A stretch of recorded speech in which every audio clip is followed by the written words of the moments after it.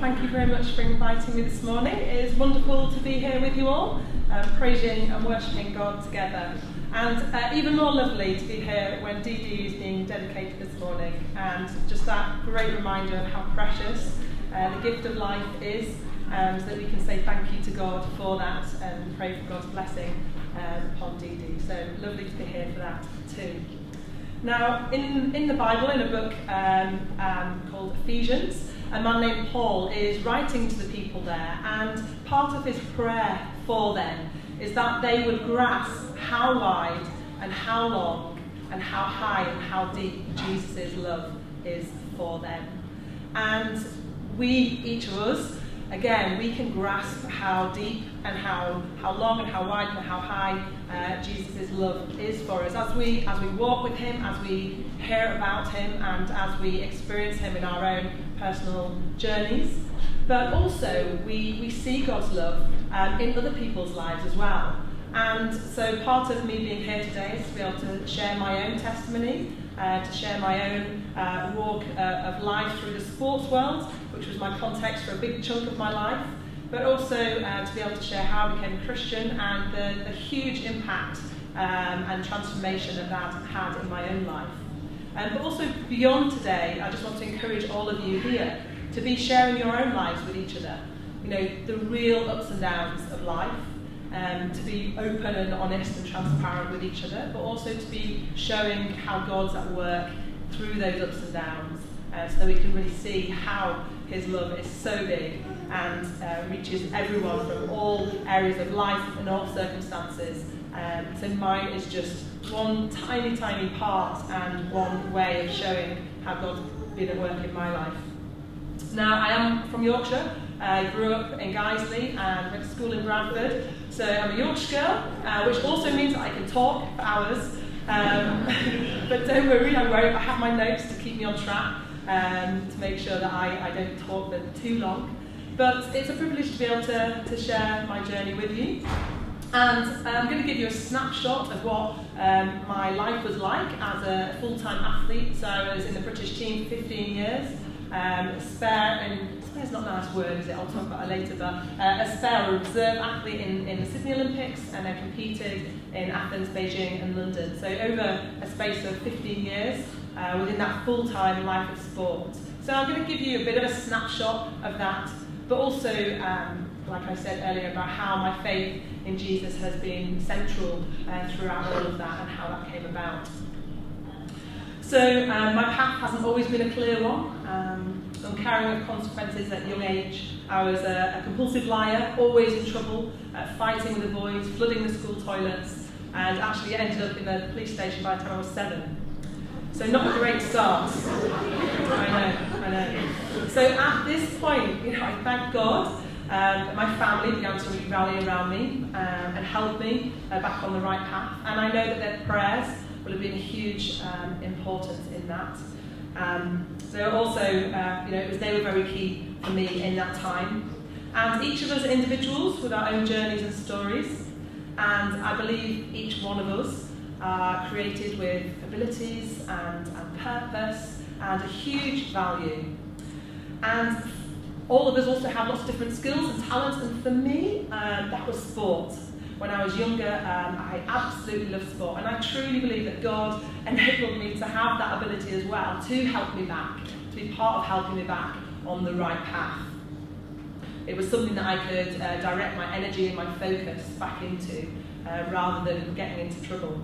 And as I was a youngster, I loved sport, and I used to do all sorts of sports. And my family was sporty, my dad was a marathon runner, and my mum loved pottering around on her bike. And both myself and my brother were encouraged to be outside, doing sport, using our energy. So from a young age, I loved sport. And I used to watch the Olympics with my dad, and I used to think, wow, they're superhuman.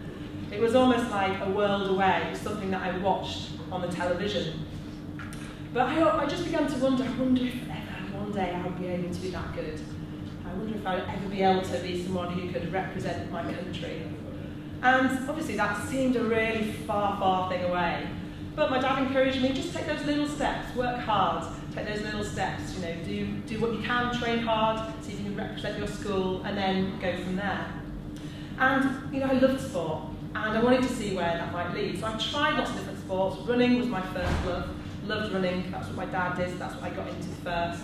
And then I went to a judo club. My parents were keen we could look after ourselves, so I started doing judo. And I was really competitive. Both myself and my brother did the same sports, but I was the one that always wanted to be competitive. I wanted to race. I wanted to see if I could improve. So I did improve quite well in each of those sports, and actually ended up being in the British judo British team as a junior. But I didn't enjoy it massively, the judo. And it was just one day in the gym. We used the rowing machine as part of our fitness, and someone came up to me and said, "Oh, are you a rower?" And I said, "No, rowing? What is that?" This was way before rowing was in the public eye or a popular sport. And come on now, we're in Yorkshire, we're not renowned for our long straight rivers, it's like rapids and bends. My school didn't row, I'd never been in a paddle boat, I had no idea. But this guy looked at me and said, "Oh, you're really strong on the rowing machine, you could be a rower." So I thought, "Oh, maybe I'll try rowing, maybe this could be my sport." So I went on a learn to row course in London, thinking, row up and down the river, see how well I can do. Little did I know how technically difficult it is. I pretty much spent my first week falling in and swimming because it was so difficult. So a single that you learn in is probably as long as from the end of that wall to about here where I'm stood, and it's this wide. So they're very unstable and they're very tricky. But there was just something about rowing. I thought, I'm going to give it a go. So I went back, joined a Bradford Rowing Club, which is a very small little rowing stretch on the River Aire, and pretty much got good at turning around because it was a 500-metre stretch, not very long at all.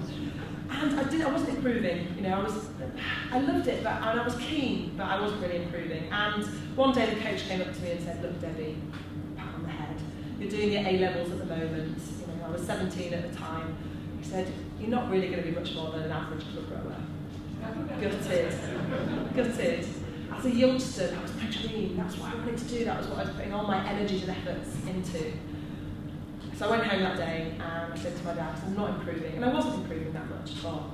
And he said, "Well, do you enjoy it?" I said, "I do enjoy it." And he said, "Well, keep going, because if you don't try, you'll never know."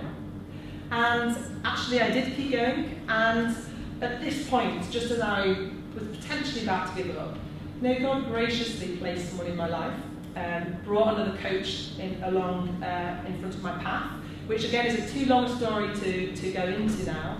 But in short, I was introduced to the chief coach of the Great British Junior team, and he decided to take me on. Now that is unheard of. I was a nobody really in rowing. I did go to junior trials. I came last by over 100 people. He came to look at me. I was on the wrong side of the river. I nearly fell in. But for some reason, he decided to take me on. He was going to coach me. Normally he just coached top people, but he decided to coach me. There was an uproar, of course, among all the other coaches. "Why are you coaching this girl? What is it about her? What about these other girls that are a lot better?" They absolutely thought he'd lost the plot. But he persevered with me, and I started to improve. And actually, by the end of that year that he coached me, putting those things in place technically that I needed to add into the strength that I already had from the sport before, I actually ended up going to the Junior World Championships at the end of that year, before I finished school, which in itself was a mini miracle in itself. But for me, the biggest part of that was actually God placing that person in my path. So that was it. Again, that was a very shortened story of how I started rowing, but that was the start. For me now, my Olympic my Olympic dream was in sight. And I finished my A-levels at that point, so I moved south to row, because that's where you needed to be. You needed to be down south, where the coaching was, where the trialling was. I needed to be down there. And I had a life plan. Now, we all make life plans, don't we? We all do. My life plan was to have finished school and then row full-time for 2 years, then become a veterinary surgeon. That was my life plan. Okay, that was the best that I possibly could have come up with for my life. I could not have imagined anything better at all. So I moved down south, and I trained full-time for 2 years. Just to give you a snapshot of what full-time means. So I train 2 or 3 times every day. So we train twice in the morning on the water. A session would last between an hour and a half, an hour and 40 minutes. So we do that twice in the morning. And then in the afternoon we do weights, or we'd go on the rowing machine, or we do core stability in the gym. We get 3 weeks off a year. So after the World Championship, after the major event in the summer, we get 3 weeks off. Apart from that, the odd day. So if you race, you get the day off afterwards. So 2 years of no weekends, no lie-ins, full-time training, of course in all weathers, in rowing, in the sun, in the rain, in the hail, in the snow. Many mornings where I would wake up, it's dark outside, it's raining, I open the windows, and I'd really rather stay in bed. Anyone ever feel like that sometimes? Yeah, I'm sure we probably have times like that. But we had to get up, we had to go training. Medals were won and lost by fractions of a second in the world of sport, so actually each day counts.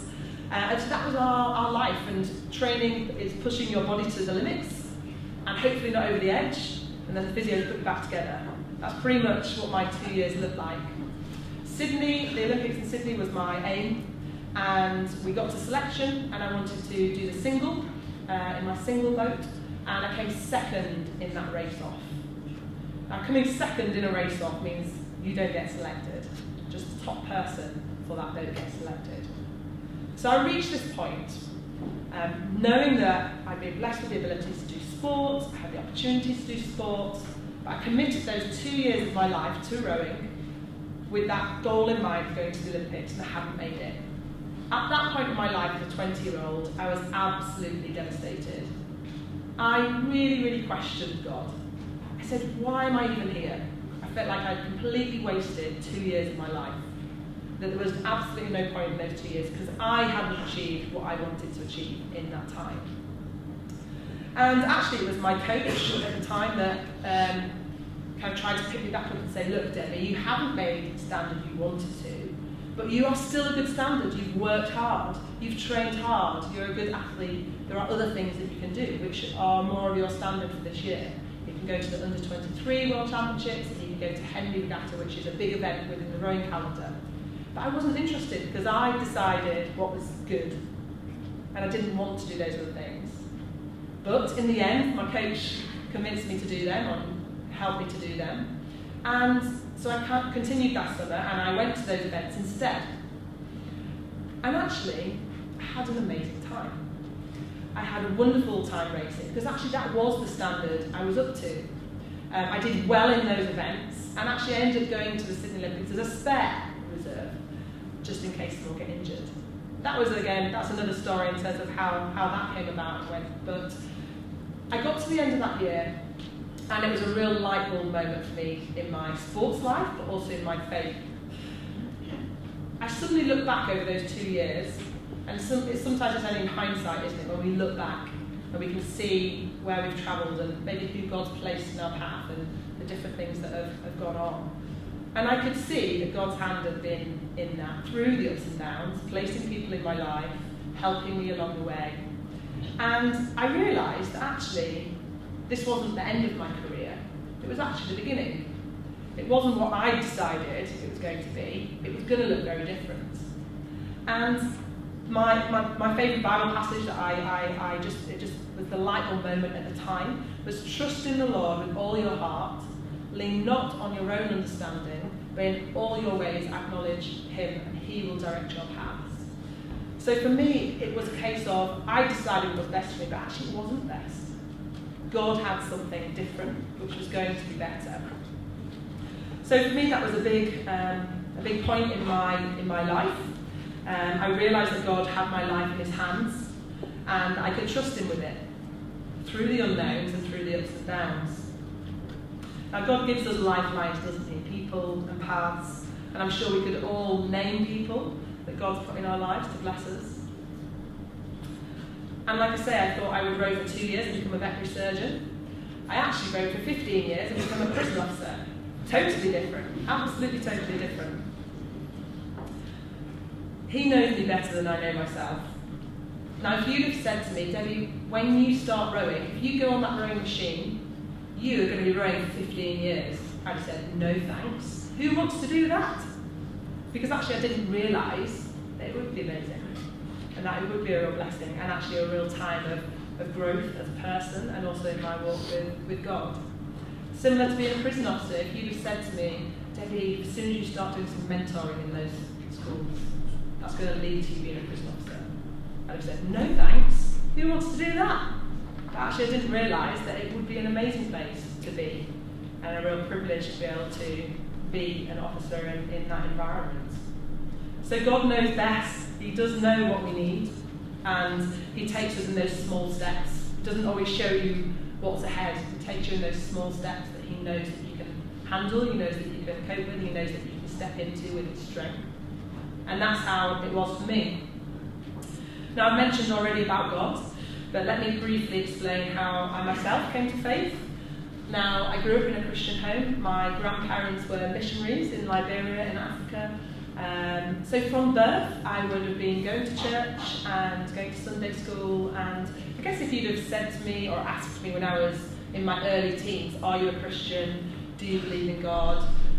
At that point, I would have said, well, yes, I go to church. Or yes, my family are Christians. Because actually I thought it was automatic. I thought it was just something that I was because I grew up in a Christian family.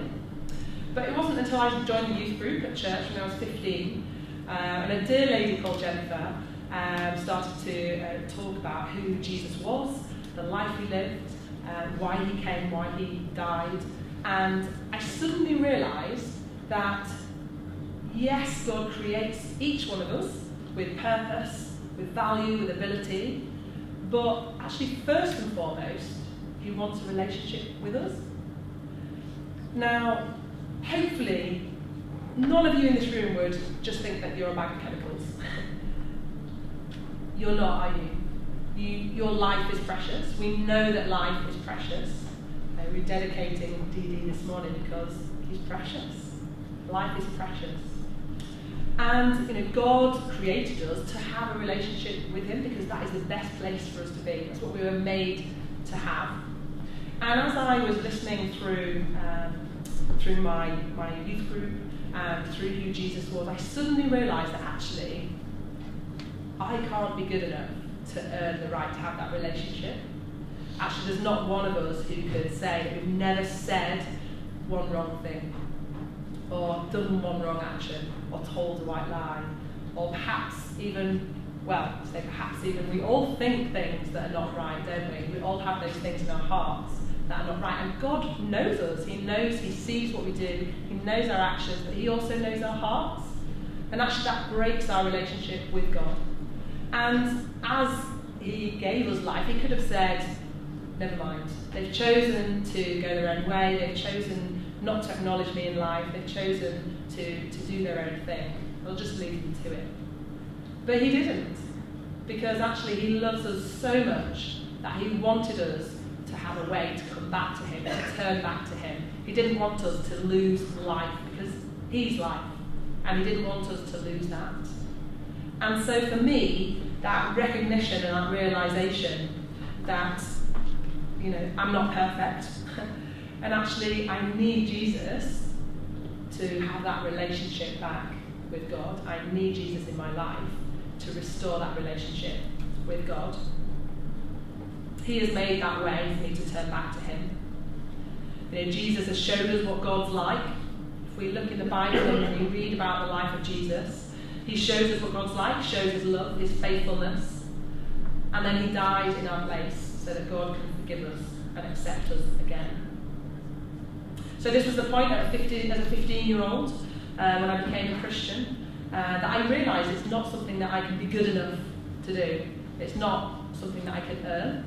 It's also not automatic, but actually it's a free gift. It's a free gift that God holds out to us and says, I want a relationship with you. I give you Jesus to enable that. Turn back to me. So I'm so grateful that this was God's timing as well as a 15-year-old in getting to know him, because that was just before I went into that crazy world of intensive rowing training and racing. And God taught me so much through that. There were many challenges in how I saw myself, how I saw my sport, where I found my value and identity. And God's really grown me in that area. Of course, sport can be a very selfish world. You know, it's all about trying to be the best, being good enough to be selected, being good enough then to win medals against the rest of the world. And just because I was Christian didn't mean that I wasn't competitive. You know, I still had that competitiveness. I still wanted to do well. And also I wanted to honour the gifts and abilities that God had given me. So yes, I wanted to win medals against the rest of the world. I wanted to represent my country well. I wanted to work well with my teammates. But above that, I wanted to honour God in how I lived, in how I treated others. You know, Jesus teaches us to live with integrity, with love, with respect. And that's challenging sometimes to do that in the sports world. But for me, how God wanted me to live and how he shaped me was more important than the rowing world and the sports world shaping me. Being a Christian also didn't mean that my life was suddenly rosy and smooth, faced the same ups and downs as everyone else in my sport. But the difference is that when you become a Christian, you're not doing life on your own anymore. You're doing life with God. So through those ups and downs, God was with me in it. Faith is also not a crutch, as some people might think, that we just cling to when we need help. God is certainly faithful in those times when we need help, strengthening us to get through. But he's also in the joys and changes. He's in the perspective that's completely different to the world. God's perspective of us is just so different to how the world sees us. And actually, the world's values that are placed upon us can be extremely oppressive and binding. One of the most significant things that God showed me through my rowing journey was that as a Christian, my identity, so who I am, has changed. And that I was now firmly in him as a child of God, accepted back into his family. So let me just explain. Within the world of sport, and I'm sure you can get this in different contexts or understand this from your own context as well, an athlete very easily puts their identity in their sport, in their successes, in their achievements. So when an athlete is doing well, they can feel like they're winning in life, that they're a great person, that they've achieved, they've become someone, they've created who they are, some value, some worth. And then when they're not doing well, they can feel like they are a failure, that they're worthless, that they've lost their value. Now logic tells us that that can't be true, can it? Your inherent value and worth can't be in what you do, because for an athlete, you can go from hero to zero overnight. And many athletes have spoken out about how when they retire from their sport, they suddenly are asking questions: who am I? What's my purpose? Where is my value? And this is something that I'll expand on a little bit later this evening, so I won't go into it too much now. But that has been a huge learning experience for me in terms of God reminding me where my worth, where my security and where my identity is, which is in him. My worth and value is what he says it is, not what others say about me, because the world's opinions of us changes all the time, doesn't it? Our friends' opinions, our family's opinions, our own opinions of ourselves can change all the time. So it's a constant battle of trying to prove your own self-worth, or try and work out who you are, or try and create some value for yourself. Whereas actually, God is the one who determines our value. And that for me was a great anchor within the up and down world of sport. An example of that is in Athens. We got a silver medal in Athens, which was amazing. And again, I could talk to you for hours about the experiences of the Olympics and what that looks like, and just the hugeness of the environment there. But in Athens, that was my first silver medal, and it was incredible. Amazing experience with three of my best friends that I was rowing with. And the Brits are great supporters. You know, everywhere we went, there was a sea of British flags cheering and all sorts. It was just so amazing to be part of. But then 4 years later, of course, we won the silver in Athens. But we're going to be aiming for that gold. And actually, the quad world champions 2005, 2006, 2007 in the run-up to Beijing. And so great expectation on ourselves, you know, wanting to come home with that Olympic gold medal. And actually, we ended up leading that race for 6 minutes, I don't know, 6 minutes and 17 seconds, and then just got overtaken in those final stages. And at that time, no words could console us. Our interview, because you go straight from finishing your race to the press interview. I mean, I don't know why. We got no energy, no breath. They tried to interview you. We were just crying. It was terrible. And then all our pictures need redoing because we just looked miserable on the podium. But in that moment, no words could console us because we were aiming for that gold and we didn't get it. But for me, looking back on that race, we had an amazing race. And actually, at the end of the day, winning and losing, that is just sport. If someone's better than you on the day, then they were better than you on the day. And we're constantly, aren't we, comparing ourselves all the time. And one of the athletes, and two of them really, but one of them particularly, was absolutely broken from that race. She, to this day, and that was in 2008, still would say that she's a failure, that she feels a failure as a person because of that race. Because that's the impact of where we put our identity, how we form our value and our worth. My results don't define who I am, God does. So I know that my identity and who I am is not fundamentally in what others say about me. But even as a Christian, of course, I need reminding of this truth. And that's why God places people around us. That's why we live life in community alongside others. And that's why it's such a blessing to be part of a loving church community where God's truth and God's word is faithfully preached, and how we can just be open and honest with each other so that God's word can kind of reveal and challenge and encourage us in our lives together. So where am I now? That was obviously that 15 years finished, came to an end. Now because of the rowing successes came opportunities to mentor in schools, and as I worked with youngsters who were struggling in both schools and pupil referral units, I felt God pulling my path towards working with young people to help them recognise their potential and lift their eyes away from labelling themselves as hopeless. So my life plan path then really changed, and I was involved in the prison service over the next 9 years, first as a volunteer and then as an officer in a male prison for 15 to 18-year-old lads, and then we re-rolled, we're an adult male prison after that. And being a prison officer was a very varied role. Within those different roles, I had opportunity to get to know hundreds of people through my time. Different individuals with different needs, different backgrounds, and different attitudes.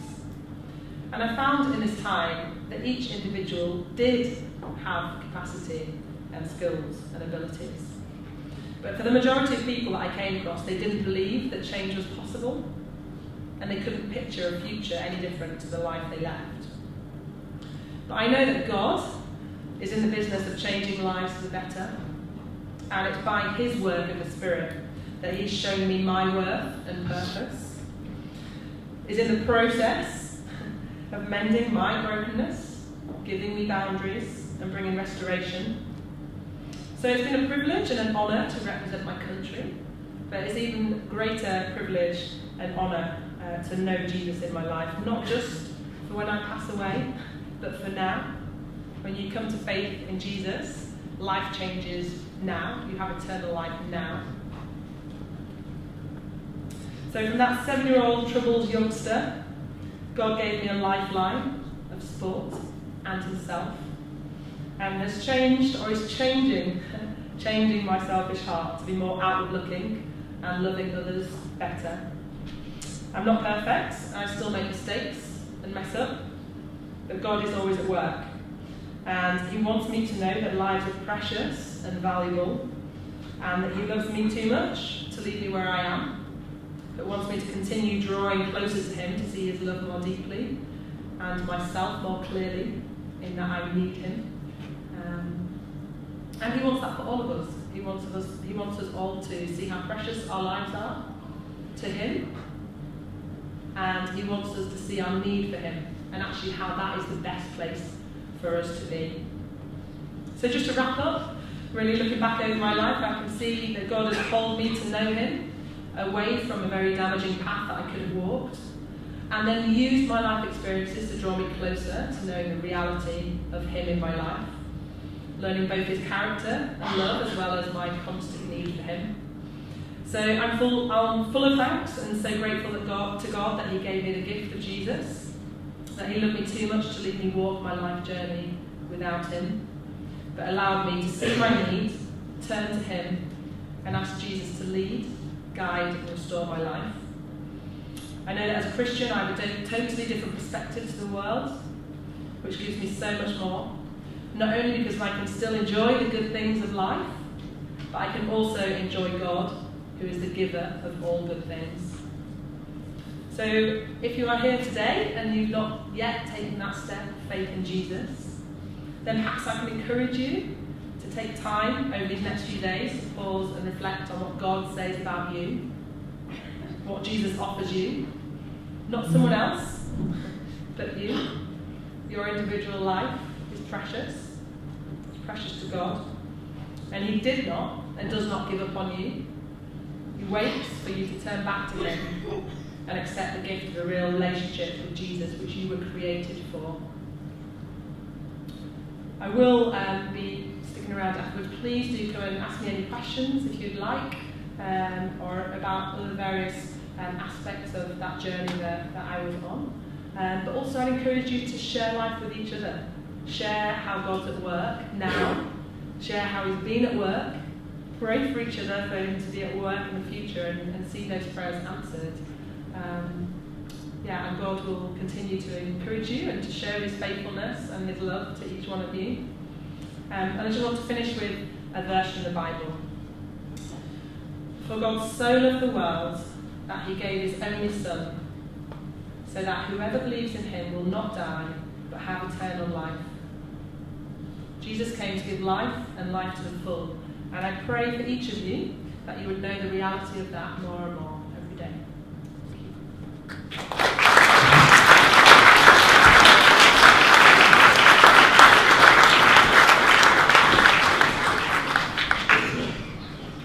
Thank you.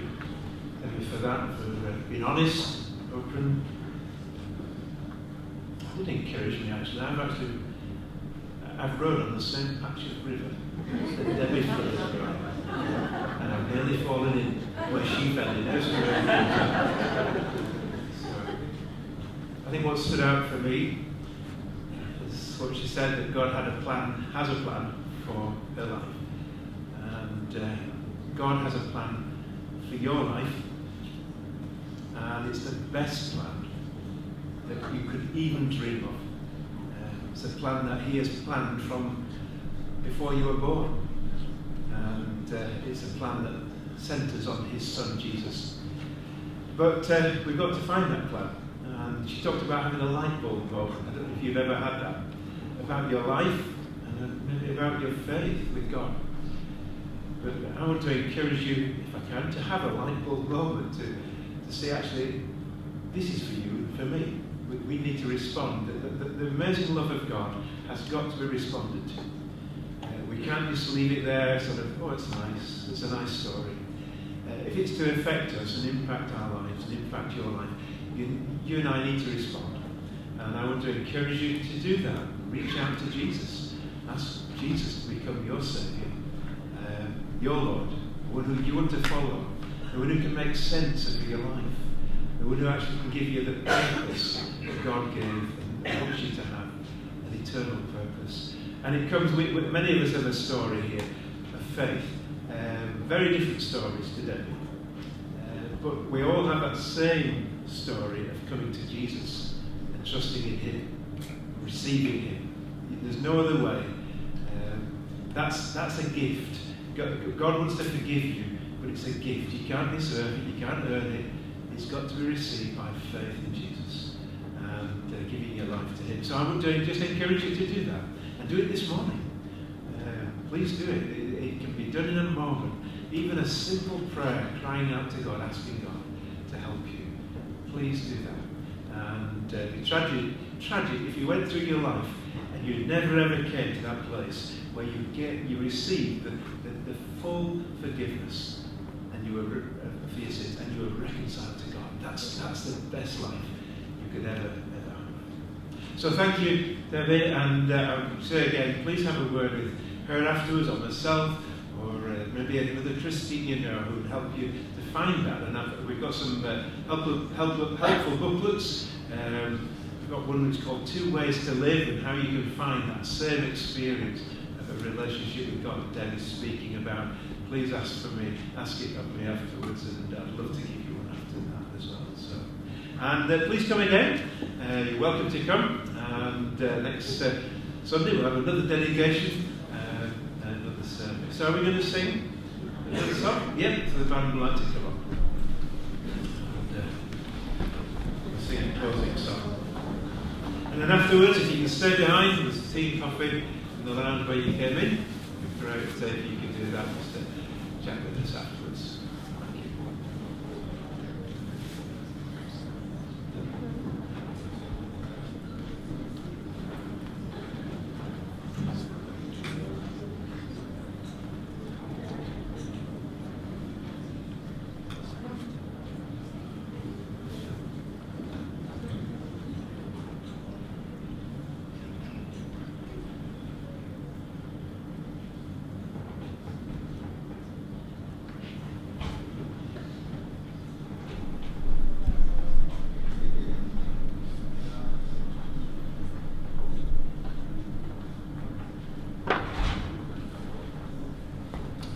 Let's stand.